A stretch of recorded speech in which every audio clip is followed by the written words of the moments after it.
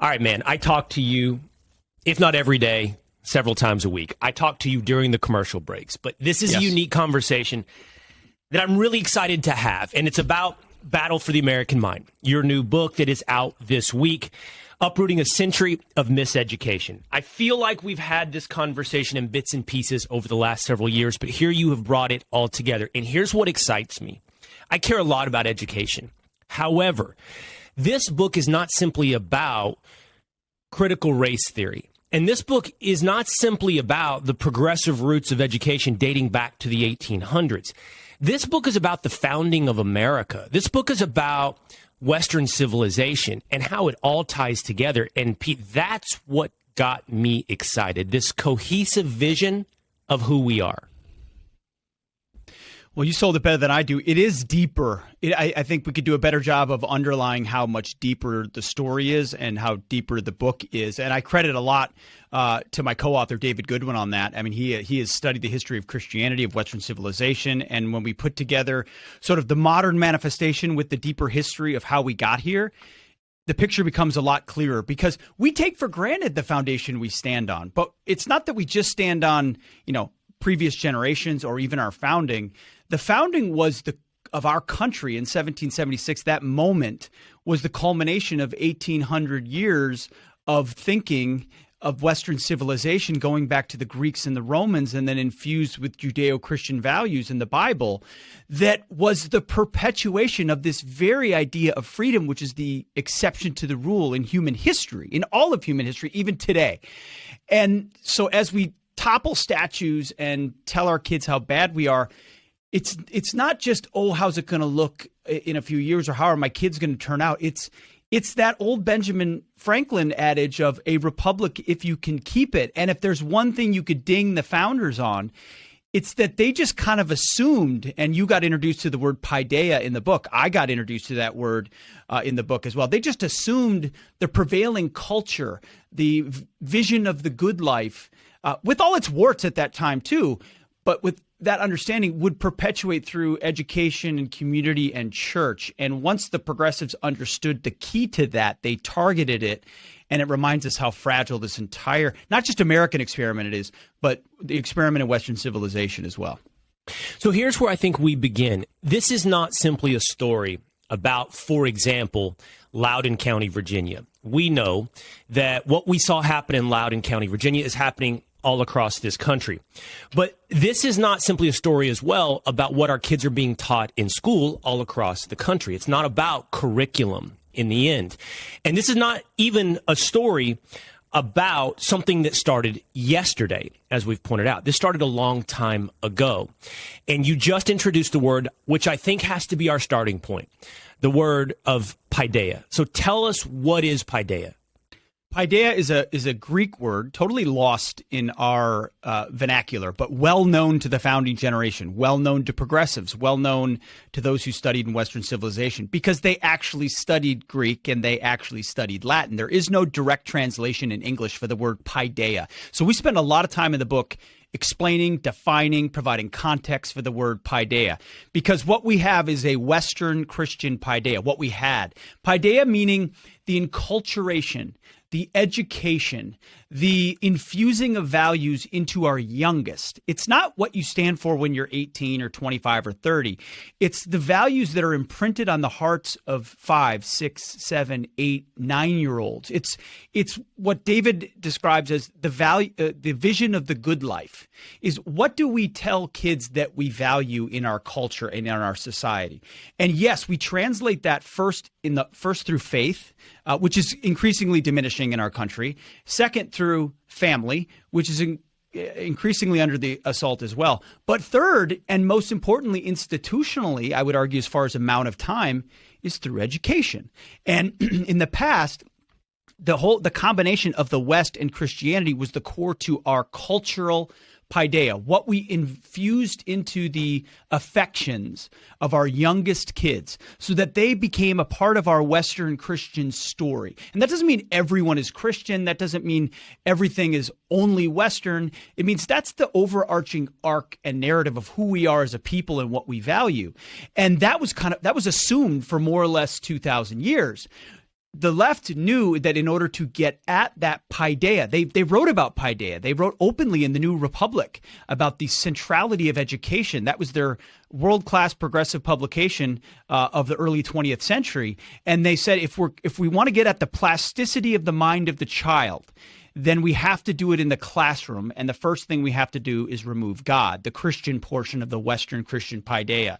So it's something we don't even think about. I guess we instinctively say, I want a good kid, or I want to make sure he has values.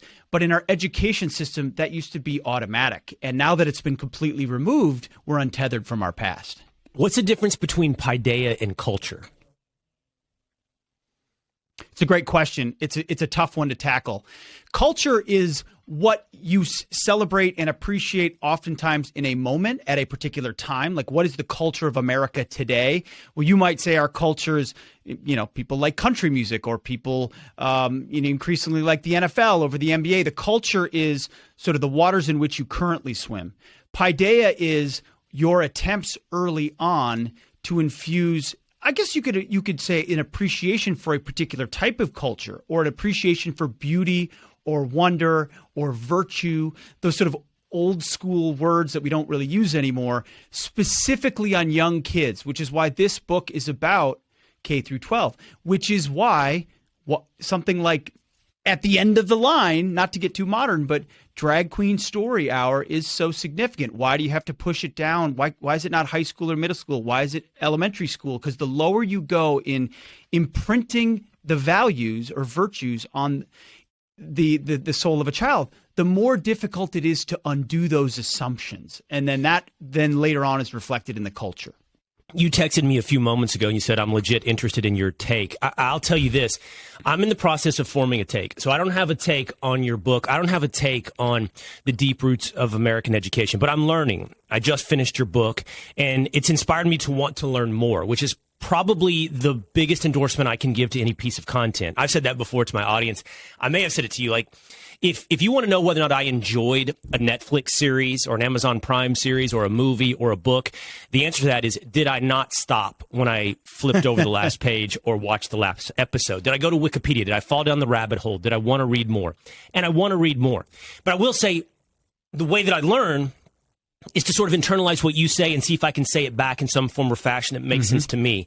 My understanding, Pete, of paideia would be this, and its difference from culture is culture would be the top waters of a river on top of which we are floating.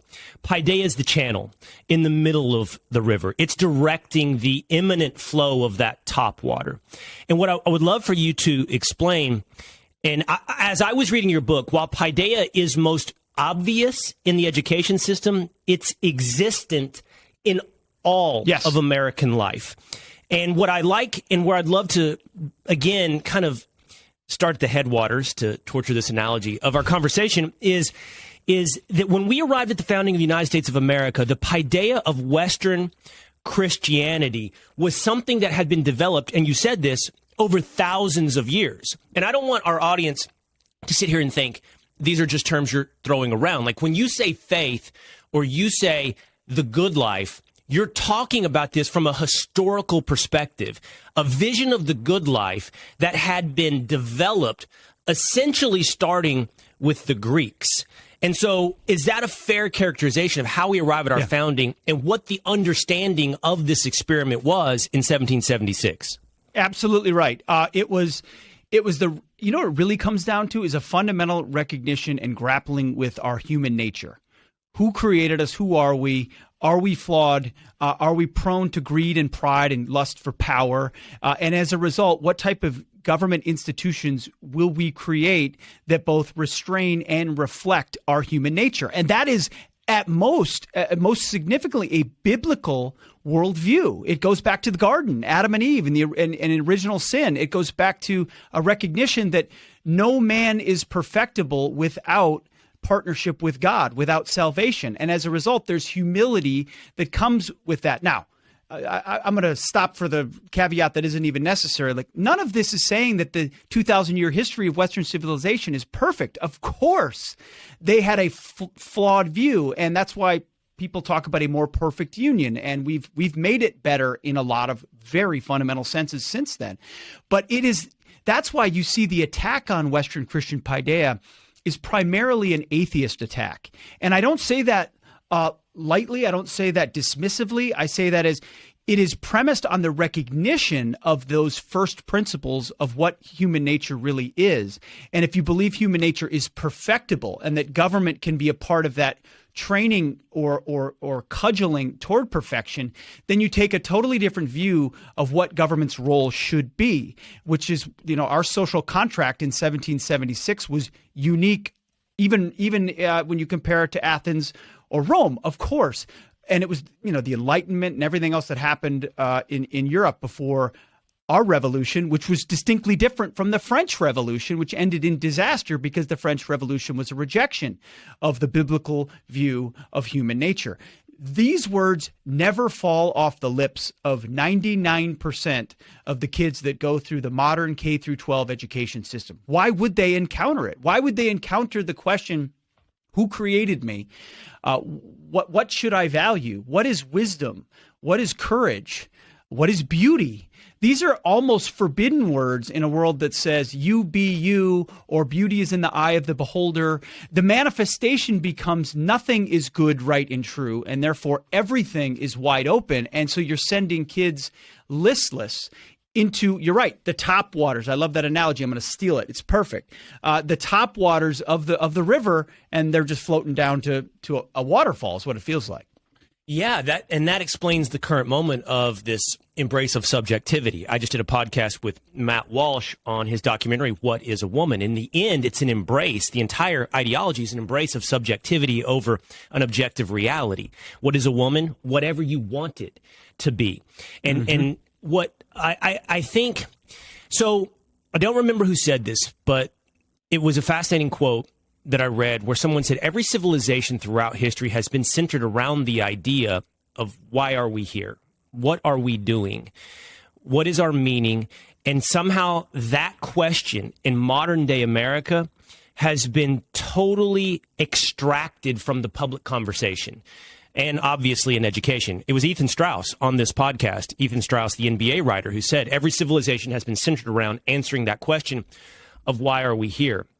And and again, I am appreciating and you and I've talked about this privately and I've talked about it on this podcast. My faith is a work in progress. But what I really appreciate you laying this out in this book is the historical significance of Christian faith in defining the United States of America. And that once we arrive, and we'll get to education and then the movement forward from 1776 in just a moment, but once we arrive at the founding of the United States of America, you're talking about really seminal figures, Jefferson, Franklin, Madison, Washington, who recognized and were educated, by the way, in Greek logic, rhetoric, and reason, and marrying that with Christianity in answering, why are we here? And that is what was unique to America. Absolutely right. Who are we and why are we here?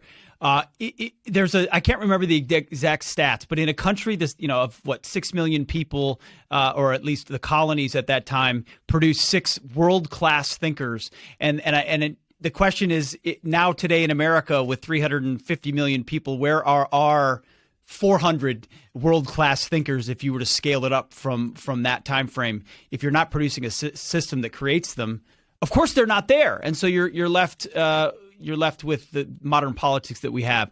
I would say this, Will. I've heard you talk about it too. All of our faith is a work in progress. I've fallen more than I've soared. And this, if you read the beginning of this book. This book is submitted with nothing but humility about my insight on this or my standing to be the one to raise this topic. Everyone stands understanding where we fit in the grand scheme of things. But I'm glad you grappled onto that, because you don't have to be a Bible-banging Baptist to look at this book and say, holy cow, this applies to me. Right. And it doesn't mean you've got to run out and demand that we put the 10 Commandments back in every public classroom right now, although I'd love that. As a violator of many of those commandments, I could have used a few early reminders of that. It's just a recognition that we're barely teaching World War II in classrooms today, barely. And you look at the new social studies standards in Minnesota, they've removed references to World War II and replaced them with diversity, equity, and inclusion gender standards, effectively. I say this with absolute certainty. You cannot pump a population ignorant of the ideas that founded our nation and expect it to keep it at all. All the things we assume, First Amendment, Second Amendment, are sacrosanct, are no longer sacrosanct if you don't know where those things came from. And that is a biblical Judeo-Christian background that formed our system. And yet the staggering amount of ignorance that next generations will have about it, and I'm one of them. I didn't encounter any of this in public school, Will, in the 1990s, and I lived in a wonderfully conservative community. God was already gone, but what I did have was the osmosis of a culture and a community that reinforced those values, so I sort of absorbed them, and of course my parents. Right. If that's completely gone, both the culture and the paideia, now you're in uncharted waters. Now you're at a place where you've totally lost your own story and you're not asking the questions, how did we get here and who am I? That's what this book is about. You have totally lost your own story. That's what I want to emphasize. This is not a book about thumping the Bible, but it is about answering who we are. Because who we are was designed with purpose in the beginning, at the founding, as we just described. And it was also undone with purpose. So like you, I grew up in public schools in the 1980s and 1990s, and we were well into the project of the purposeful definition of who we are that was different than the Western Christian paideia. As you said, we didn't have the Ten Commandments. We didn't have public prayer in school, but we did have, at that time, Pete, the American flag, and we did have the national anthem. So here's where I want you to take us into our story now. So I believe, in reading your book, that the story begins roughly in the 1860s, 1870s, the project of moving America away from the Western Christian paideia. Tell us how that history unfolded, in essence, the progressive movement. Well, the father of public education in America is Horace Mann, and there was a lot of utility to the original formation of public schools. You had farmhouses in rural areas and kids being not educated or educated minimally. So the idea of a local community school was started, and that was not necessarily a progressive project. That was a reflection of a growing country with people from all around the world coming in. But there was an interesting thing that happened in the 1870s that was a tip-off to the progressives of the early 1900s. Frances Willard was a socialist suffragette who was a feminist who also hated alcohol and believed it should be banned. She created a third-grade curriculum that was put into as many schools as possible throughout the country based on the network that did exist. And not voila, everything happens over time, but 40 years later, after third grade anti-alcohol curriculum, not only is alcohol banned, but a constitutional amendment is passed, which requires a supermajority of the states to ban alcohol. The progressives in the 1900s studied that and said, it was the curriculum of the third graders that got us to the point where we could pass a constitutional amendment.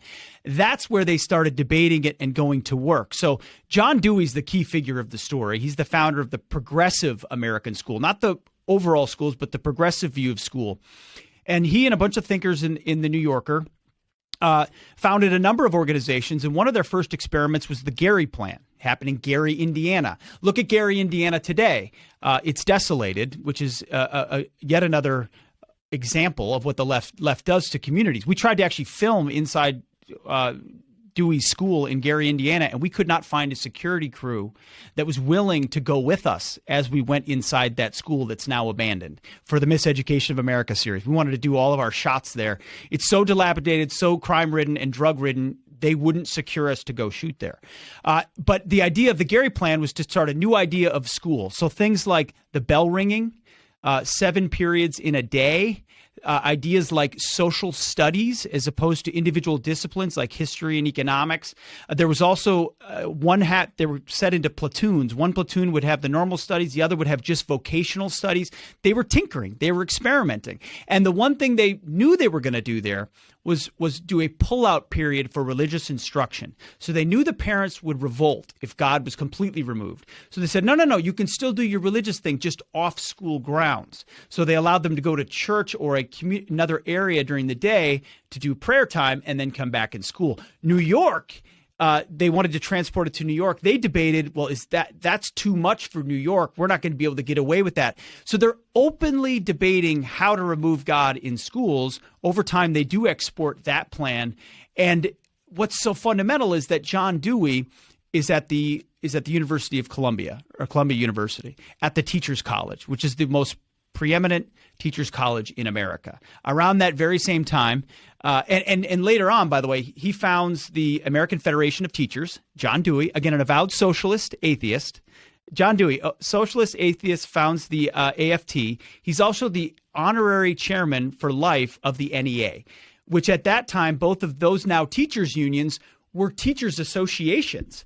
They didn't want to become unions, but the union movements and the labor bosses of the 50s cudgeled the teachers, seeing a great base for future labor support, into becoming labor unions. That's just a small portion of the beginning of the story. And one more thing I want to mention. You talked about it. The Western Christian paideia was effectively replaced with an American progressive paideia.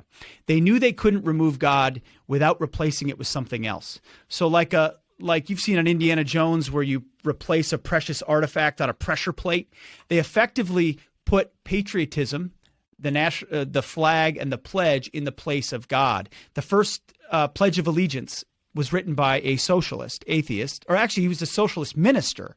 I get that wrong. He was the one minister in the bunch, but he was a socialist, Francis Bellamy. And it originally did not say under God. It was the pledge without God, and it was meant for school children. Now, there was a pragmatic purpose here too, Will.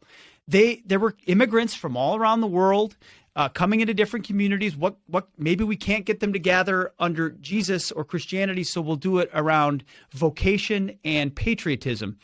To fast forward, of course, it was never about the flag or patriotism for these socialists and then later Marxists, and they're happy to get rid of it now. But their project was intentional to remove God, replace it with patriotism, and they didn't know exactly where it would lead. But they knew where it wouldn't go, and it wouldn't go toward those values that founded our country. And I'm fascinated by that because we're talking to a man, obviously, who has many of these symbols tattooed on his body. But you lay out in the book Yes. that if I had walked into a schoolhouse in, say, 1850, that schoolhouse would have been centered around the community in which it sat, and it would have had, most likely, a cross at the front of the classroom. By the time that I arrived, a Bible in the classroom and prayer in the classroom, absolutely right. And then by the time that I arrive at, say, 1940, the cross would have been replaced, and what it was replaced at the front of the classroom would have been the American flag. And instead of a prayer, there would be the Pledge of Allegiance. And there are going to be many listening and say, what great markers of patriotism, as you believe as well, as I joke, but you've tattooed them on your body. Mm-hmm. But you're telling me that those symbols, our national symbols, were used to replace where once sat religious symbols. Absolutely right. It doesn't make those symbols bad today as we embrace them and appreciate them, but they were part of the incremental project. So you're right. You'd see a flag, you'd see a pledge. The salute to the pledge was a Roman salute that looks exactly like the Nazi salute. So they actually changed it because for obvious reasons, what happened in Nazi Germany. And you would also see pictures. By the way, you'd I see a read that picture in of your George book. Washington. That's fascinating. So, but Pete, in 1920, if I'd have seen somebody doing the Pledge of Allegiance, they wouldn't be covering their heart. They would have essentially been doing the Nazi salute. And so by the 30s, they go, whoa, this is being corrupted, this symbol, so that they walked away from that. It becomes hand over the heart after that. They walk. Wow. I didn't know that either before we started this project. There's the photos are staggering, and you see them in the Miseducation of America series on Fox Nation as well. It's jarring. These are American kids from the 1920s. But it was also pictures of George Washington, and you'd see pictures of John Dewey. John Dewey was revered as the founder of the modern progressive schooling system, and so it was a sleight of hand that most parents wouldn't notice, as Christianity at the same time effectively started to abandon education because there were revival movements going on. There was also a social justice movement. So Christianity split itself as well, more or less toward fundamentalists, which was really about only saving souls. And if you're only saving souls, you're not tending necessarily to the toiling of the soil of education. So churches got out of the education business. Now, the Catholic Church is a big exception to that, and they've always maintained their school networks. And then you have the other side of Christianity, which went the social justice route, which believed the schools were advancing the kind of values that they represented. And church got confined to Sunday school. Sunday school was created in the early 20th century to replace the function of schooling by churches and communities. So what we did was church goes over here for 1 hour a week while the progressives get 40 hours in the classroom. And they write openly about that. I can't remember exactly who the quote comes from, but he says, an educator in the 1940s says, what can 1 hour of dogmatic or religious instruction on the weekend do to counteract 40 hours of secular education during the week? They knew that. And as they pushed it out, they knew whatever they pumped in after that would be effective. And that kind of brings us to the next part of the story, because right after John Dewey retires at Columbia, who lands at Columbia University but the Frankfurt School? German Marxists kicked out of Germany by the Nazis, and they had a theory called critical theory, which was meant to challenge the ruling orthodoxy of Western civilization. Enter critical theory, which was promulgated at the very highest levels of the education department at Columbia. I mean, that's one of these historical ironies. Our boys are dying on the beaches of Europe to save Europe, and Europe is exporting its most dangerous theorists to New York City, and they're welcomed and given an institute and a publication, and they start to promulgate their viewpoints. And I like that your story is told in stages, by the way. Today we use the word progressive as sort of a hyperbolic word for liberal. In other words, we use progressive to sort of mean an extreme liberal. But a progressive was a very specific thing in the late 1800s and early 1900s. Correct.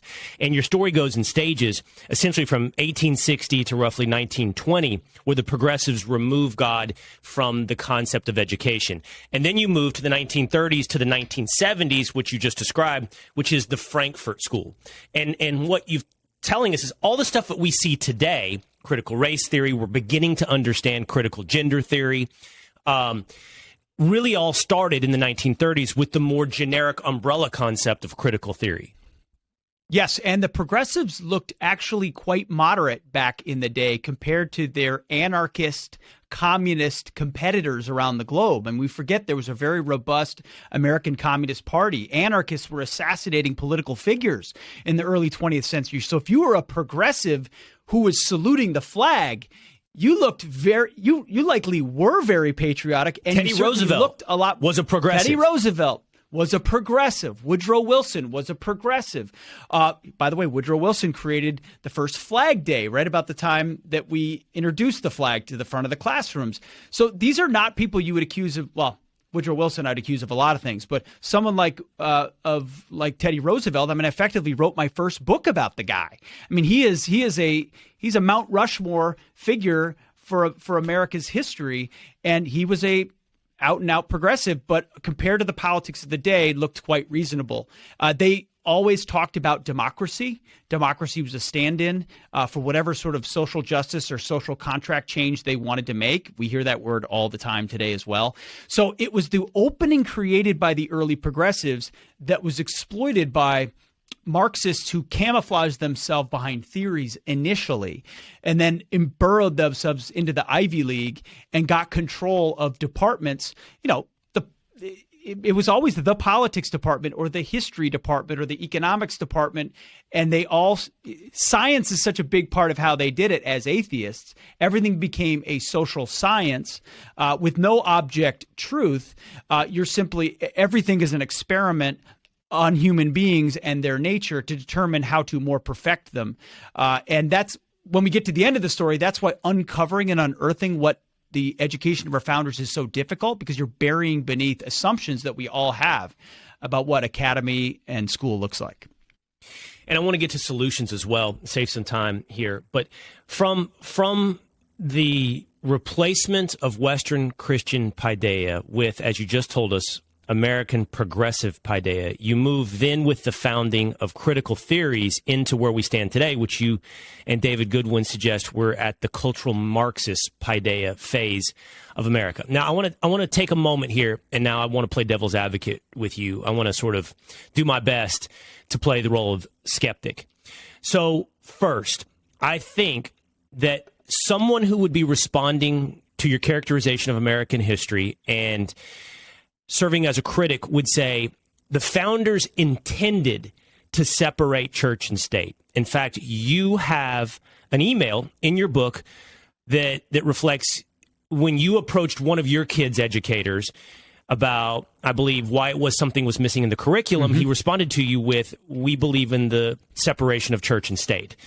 And I think that many of your critics would say you seem to be pushing for this Christian nationalist vision of America when, in fact, what was one of the special characteristics of our founding was the idea that you would have religious freedom and therefore the separation of church and state.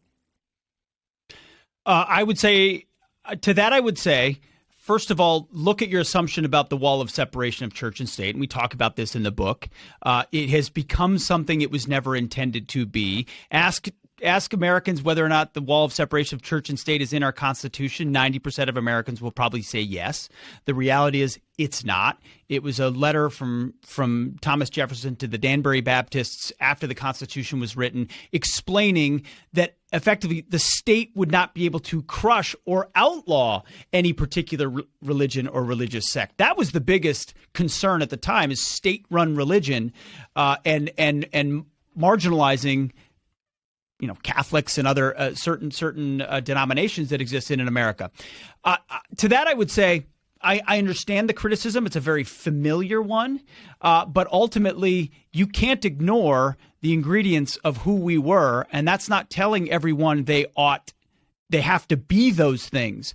But you're not having an honest conversation if you're not acknowledging the fact that that's where the ingredients of our country come from. Now, they dismiss that outright these days. That's why this book isn't necessarily for the critics, because they're going to dismiss this premise outright and say, well, all that you're writing is garbage because the founders were slave owners and they were horrible people and this land was all stolen. I mean, that's how juvenile the debate has become. This, for me, is to wake people up who are more or less worried about the state of the country, but not willing to make a big move or a big change in order to do something about it. So right. It's a static debate that I don't feel like is going to be resolved anytime soon. But reminding people that 100 years ago, as you laid out, or 120 years ago, the Bible was in the classroom, prayer was in the classroom. How much of our human condition has changed since then? Or is it that our view, as you said, of objectivity or subjectivity has changed, and as a result, we scrapped all those things? And our argument is they intentionally removed something that was here and was good for us. And that would be my answer to the rebuttal that I just offered you. It's the difference between a positive and a negative. So, in other words, the separation of church and state required that you didn't adopt the negative. You didn't, as you just said, squash any particular religious freedom.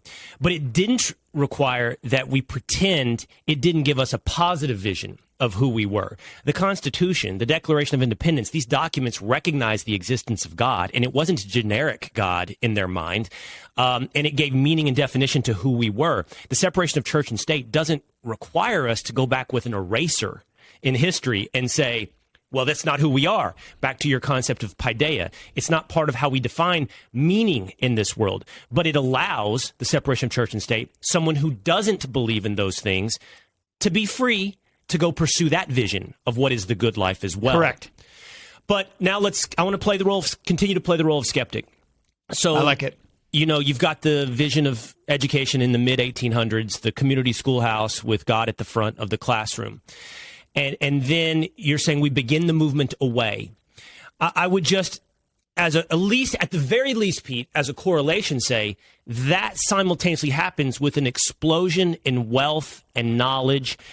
The Industrial Revolution occurs at the same time. So if I were a progressive, I'd be looking at that and saying, look at the advancement in human knowledge. at the same time this is happening. Look at the advancement in quality of life, people, wealth, longevity, health, all exploded at the same time. Essentially, the concept of education is changing. And they did say that. And how can you blame a lot of the people who felt the very same way? Then we went and won a world war and came back, as an affirmation of what we stood for. Our politics were purging communists in the 50s. That's where the long-term nature of this story comes into play. It's not that every aspect was evil or bad. And we say that very openly in the book. It's not that every intention was a negative one. There were a lot of practical things: mass immigration, industrialized economy, different faith systems. That all has to be accounted for, and not all of that are bad reasons. But when you look at the bottom or the baseline of why it was done and why things were advanced to begin with, and the people who consistently continued to peddle them, they had an agenda behind the agenda as well. And it was, in addition to vocation, this has to change. And that's why I think, and I used it this morning, and I just discovered the quote after we wrote the book. That's how it works. But Hemingway once wrote, "It happened gradually, and then it happened suddenly." And that's how I would describe the moment that we had in the last 2-3 years where we were suddenly introduced to this lunacy, because it was a very gradual, very much under the surface, very concerted effort of taking over institution after institution. Because if you were a Marxist, a cultural Marxist, or a far-left progressive, there was not a lot of appetite for you in the political spectrum in America through the 30s, 40s, 50s, and 60s. Where did you go instead? You went to academia, you went to ivory towers, you went into bureaucracy, you went into education, you went into the classroom. So if there's a criticism to be had of the World War II generation, it's that they always say, "I fought so that you don't have to, so that I could give you everything I never had." They gave us everything we never had, except the one thing we really needed, which was the foundation of the education they got that helped lead their generation to go fight for something bigger than them. So it's we tried hard to make sure it didn't sound like a giant conspiracy, because it isn't, but it was a plot for some, and it ended up in its own winding way, getting to the point where, accelerated through the 60s. The 60s, of course, were part of the soil that was tilled before then. It's now being unleashed. Yeah, that's interesting. Was it a giant conspiracy? So again, just one more on sort of the role of the skeptic, and this is obviously so very perfectly tailored for you. So, it would take almost more than a conspiracy. And maybe what we're talking about is something more than a conspiracy, because what's more durable and lasting than a conspiracy is actually a somewhat directed cultural change. What I'm saying is, it's not easy to change paideia, because again, once we arrive at 1776, the Western Christian paideia is thousands of years in the making. In some ways, you could argue it's baked into our DNA, who we are as individuals. Our understanding of reason and logic and even faith is baked into centuries of familial and cultural tradition. And that is very difficult to change, as you personally experienced and you talk about in the book. And I think this is just so incredibly fascinating. The United States of America embarked on one of the most hubristic challenges in human history in changing the paideia, essentially, of Afghanistan. We thought we could go to Afghanistan and change the way they thought of the good life, democracy, whatever it may be. And we failed miserably and gave it 2 decades. Was that a conspiracy? Who knows? But it was. Meaning, could you define that as a conspiracy, a top-down coordinated attempt to change something? I guess the Afghans could argue it was essentially an American conspiracy out in the open. What I'm getting at is to play the role of the skeptic. Is the Western Christian paideia not durable like the Afghan paideia? In other words, who we are can't so easily be defined by those from the Frankfurt School in the 1930s. And I know I'm not ignorant of what's happening. I see Drag Queen School Hour. I see it happening, right? I understand the books my kids are reading on critical race theory. But I do wonder, is their vision of themselves and the good life more durable than even this conspiracy or larger cultural movement? I think the fact that it's taken this long is evidence of how durable it really is. I mean, it was implanted on who we are and has been able to perpetuate and survive even on just the fumes, the residue of the Western Christian paideia over the last 100 years. I mean, look at the collective response we had as a nation after 9/11. And that was on the tail end of the American progressive paideia moving into what we argue is a culturally progressive idea. It was still a massively patriotic, aggressive, faith-filled response because underneath it all, it is durable, it is there. Where we are in uncharted territory is when you completely remove it. And then you're in the phase where you're attacking the premise of what you used to just ignore. We used to just ignore it or paper over it. Now we're impugning it and attacking it proactively and saying, you are evil because of your skin color. America is evil because of what it did. Reject everything about who you are, as opposed to ignoring certain portions or elevating other portions. We're getting not into the indoctrination phase, but into the activism phase down to the youngest level. So I know you and I both try to avoid momentism, this idea that, our moment is the most special or the most dangerous because everyone thought that when they lived at in their time frame. But as it pertains to paideia and to education and the perpetuation of our story and the vision of the good life, we are in absolutely uncharted territory. A culture awash, church attendance down, schools completely different than they were even just 20, 30 years ago.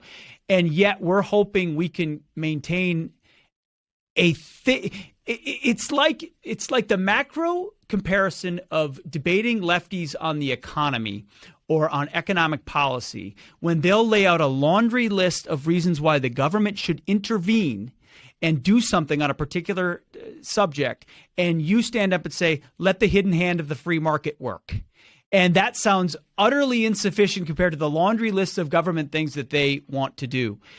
The left continues to tinker and tinker and tinker, and we stand up and say, but this is our 2,000-year paideia and civilization you're destroying. We have to find a way to create new citizens that can tell that story, which is sort of the solutions part of this. And that's where I want to get, by the way. I know we have only a few moments left. You have a busy day ahead talking about and promoting this book.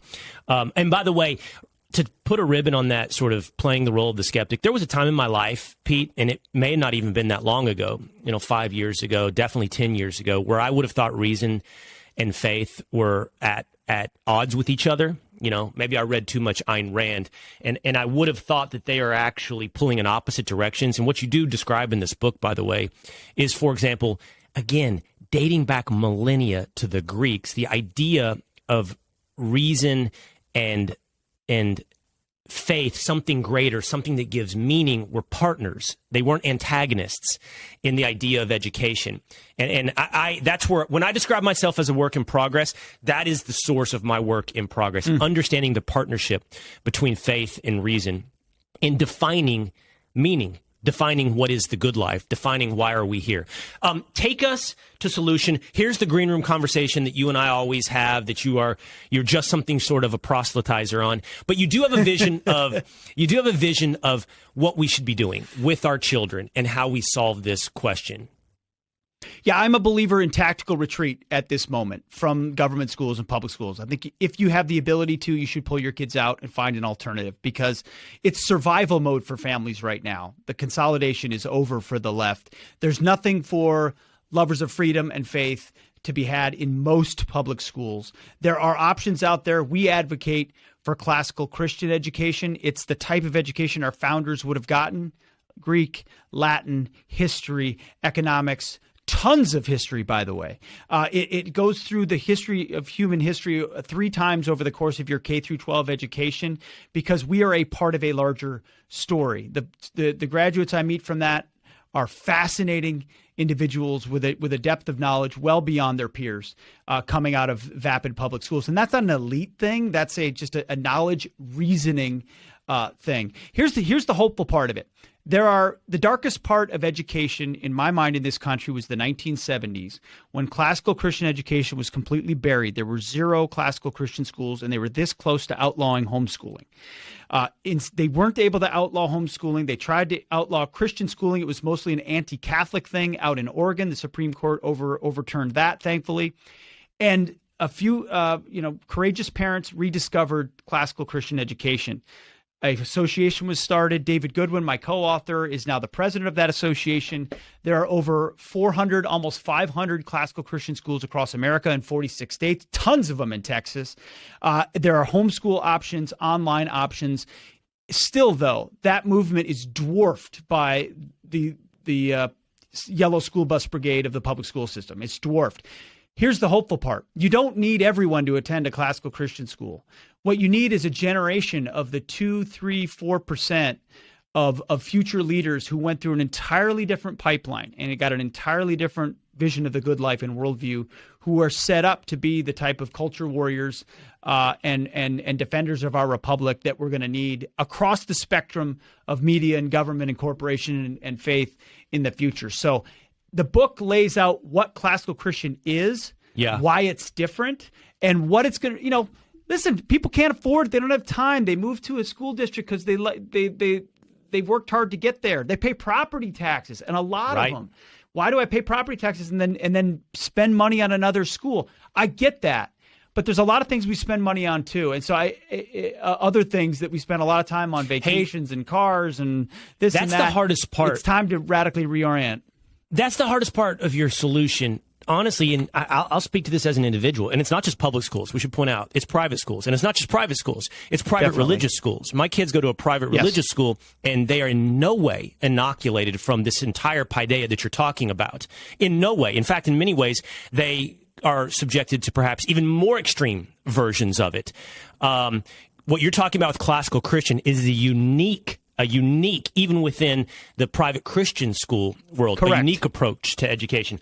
The hardest thing, Pete, is people want to go with the flow. In a way, I talked a lot about people putting the vaccine into their kids because they're going with the flow, right? In a way, I'm doing the same thing. I'm going with these visions of education because it's too hard to eject from the system. And it's not just simply your tax dollars are a big part of it. Hey, community is a big part of it. You want your kid to be on the football team. You want your kid to be part of the friend group. You want to be part of your community, which is centered around schools. And it's hard to pull the ejection lever on all of that. You just said it better than I ever could. That's the biggest challenge. And when you raise this issue, you want to do so without imputing the motives or intentionality of parents who already have their kids in certain systems for a reason. And so, what am I, a bad parent? I would submit my kid to this. Well, here's why I'm doing it, or here's why. And everything you just laid out is correct and understandable. And I'm not here to point fingers at anybody or judge anybody. I just want the scales to fall off all of our eyes. Let's be wide open about what your kids are in.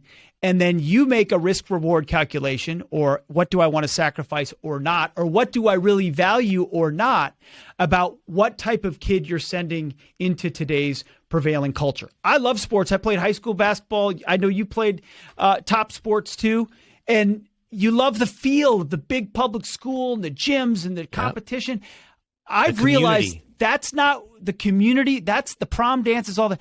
That's not what I value anymore compared to what I want for my kids to value in the future. And I look at the wreckage of my 42 years of life. I thank God for every moment of it. But careening around, most of that, nobody's fault, and I'm not a victim, but most of that is I got a rudderless public school education grounded in basically nothing, stumbled into a university where I rejected what I saw because I was kind of conservative, but I didn't really know what I believed, didn't read any of the great books, can't read another language, hadn't really explored these questions deeper than sitting in church, which was the most valuable part of what I grew up with, even though it was, 1 hour a week on Sunday, and I dismissed most of it as a kid. Thank goodness I had it, because it's the only foundation I had, it turns out. If I can pump out kids who have that foundation, I might save them 15 years of wreckage and careening, and the kind of good life and fulfillment that can be had at a younger age in a culture that tells you stay a kid until you're 30, and a very different set of values. So I don't know if it's going to work, Will. Who knows? Every kid, every family's different. But I know that from my view, I'm willing to sacrifice anything I can to try to give them that. And it does mean giving up status, and it does mean giving up convenience, and it does mean giving up the things we were used to when we were kids. But the public schools of today, just like the universities, we're not your granddaddy's public schools, and we have to wake up to that. That's exactly But right. by the way, one more thing. And it is even worse in most private schools, especially elite private schools and most religious schools as well. So just because we put our kids in Catholic school for a while, and it was like, at least God's there. And that's true. But it doesn't mean all the other stuff isn't there too. So I think in the end, the takeaway, I think, for your book, for anyone considering buying this, is yes, this book is about God, but this is not about thumping a Bible. This is about history. This is about who we are and how we got to where we are today. And on that front of solutions, you do lay out literally grades 1 through 6. Be learning grammar. 7 through 9, you're learning logic. Grades 9 through 12, your learning is based in rhetoric. You lay out exactly what is the classical part of the classical Christian education. And I find it utterly fascinating. We'll see if I'm capable of making the revolutionary decisions, I think, that you have made. Because I know that you are living this, not just writing it. You are living it as well, man. So we're trying. Bo, I appreciate this. I appreciate you giving me so much time. I could go for another hour, but we'll leave it to the audience to go buy Battle for American Mind. Thank you for giving me the time to do this. I have a feeling this will spur many a conversations on the couch, and I'm looking forward to it. All right, man. Thank you. All right, brother. Hey, it's Will Cain. Click here to subscribe to the Fox News channel on YouTube. It's the best way to get our latest interviews and highlights. And click to subscribe to the Will Cain Podcast for full episodes right now.